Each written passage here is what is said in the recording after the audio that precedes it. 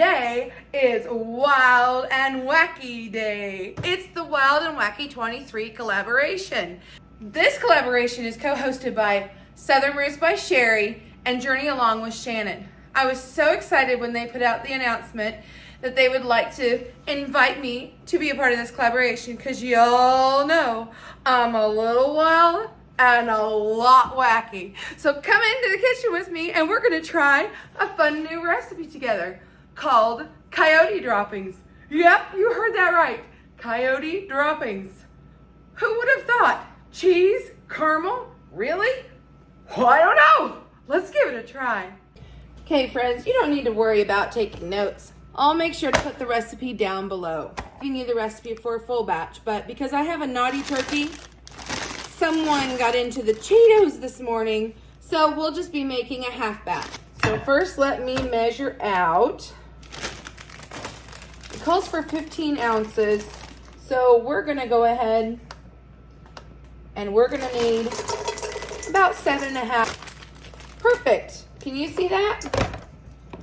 7.51. I'd say that's pretty darn close. And look, a little bit left for a treat for later. Let's go ahead and work on our sauce. We need butter, because butter makes it better. I used to sing that song to my oldest daughter. Butter makes it better. What makes it better? Butter. Butter's better. I told you it's going to get wild and wacky up in here. We're going to now add some Karo or some white corn syrup. Got me this nifty little Pampered Chef spatula so I can get every little bit of it out. I store my extra corn syrup in the refrigerator, so that's why it's kind of cloudy looking. But I do that so that it'll stay fresher longer. Little tidbit there for you. And now all we need is some brown sugar.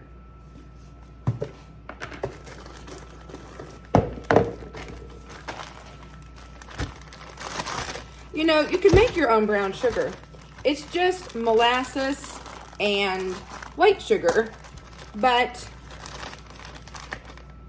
I was at the store and I saw a good price on the brown sugar and I decided I would go ahead and get it. There are certain recipes that you need to be a little more precise on, so it's handy to have. But by golly, if you feel like making your own brown sugar, I say go for it and do it. Whenever I'm at a thrift store and I can find these adjustable measuring cups, I gather them up. And then I like to put them right there inside my flour and sugar containers so that I have it ready to go and I don't have to worry about having to clean one and digging one out. Each container can have its own and you can get it at a good price. Now let's go over to the stove and let's get this baby hot. All right, so I've already got my oven preheated to 250 degrees. I'm gonna turn some fire on here and we're gonna get this all nice and melty. What I'll need to do is once this butter is completely melted, I'm gonna have to let it boil for about 5 minutes. We are close to being to that. All right. I constantly stirred at the stovetop with this, knowing how I've made caramel before. It's very important to constantly stir. Science time! That's right. We're going to do a little science experiment here. We're going to add some baking soda to this. It's going to bubble up and be fantastic. And you know how I know that? Because I've made recipes like this before. I've made a caramel sauce that called for this. Here we go. Are you watching? Are you watching? Let's see if it's gonna happen. There it goes. It's gonna bubble up and get all foamy. Look at that. Isn't that the coolest thing ever? Look how it changed color and everything. I switched spatulas so that I could easily get in here and stir these cheese puffs. I'm gonna kind of drizzle that in there and get these stirred in. Every last little bit.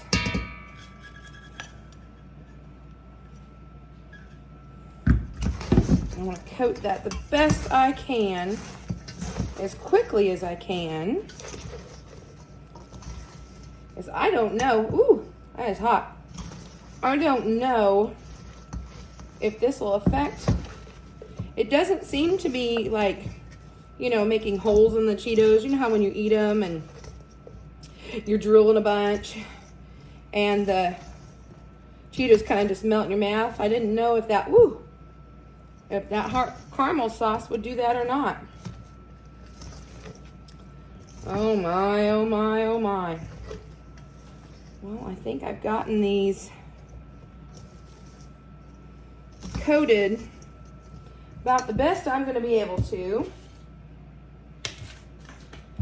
So get yourself a cookie sheet, or I've got me a bar pan. Now remember, this is a half batch, so you'd probably want a really big one or two. Maybe still needed a bigger one.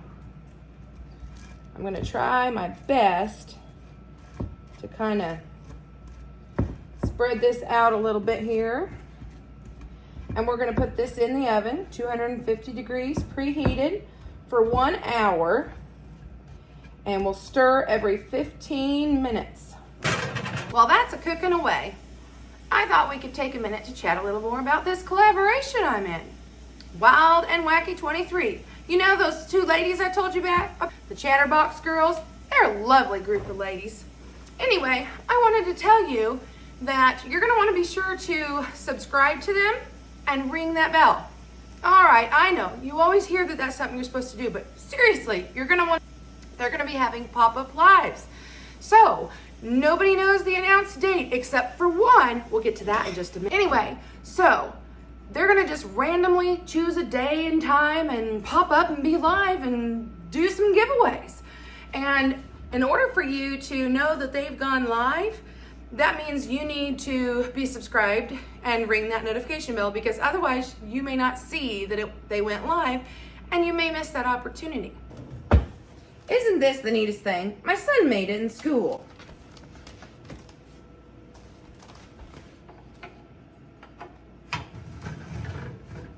Look at those Cheetos.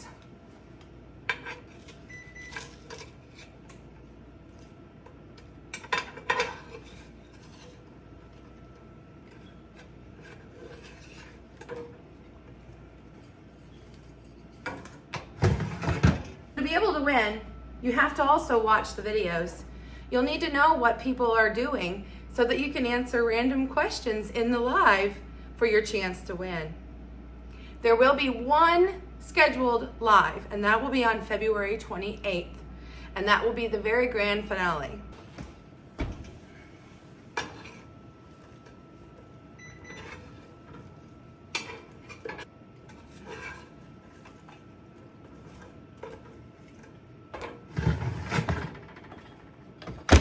How fun for me to get to be on day one of this Wild and Wacky collaboration. I'm so excited to be a part of it. I love to just goof off and have lots of fun. I hope that you're enjoying the video. You'll make sure to follow along and see what everybody else is bringing to this collaboration this month. It's going to be so much fun.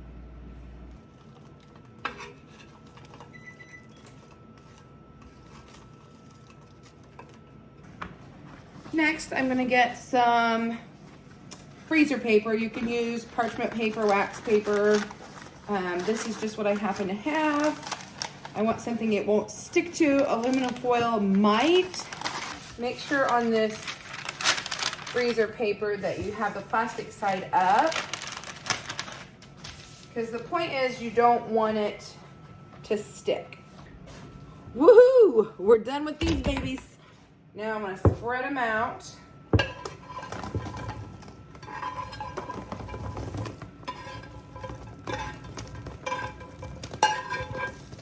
Trying to get them so they don't touch,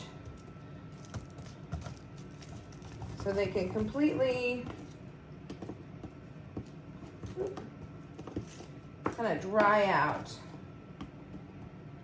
It's kind of fun. Some of them have more coating on them than the others. I don't think I was quite fast enough to get them stirred in. I can't wait to see what this is all about and see if they're really as tasty as I hear. Okay, they've had a chance to cool. Here's a small piece. Let's try this.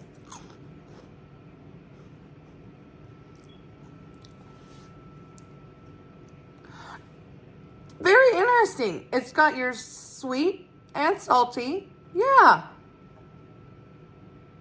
It's wacky. It's wild and wacky. I think I like it.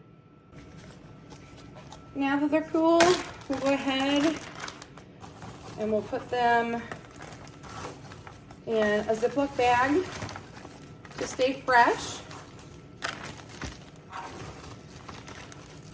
But look at these things. They kind of do look like droppings. This is fun. I think kids would really get a kick out of this. So here you have it, friends. My contribution to the Wild and Wacky collaboration were some pretty tasty coyote droppings. Give it a try. Let me know what you think. Bye.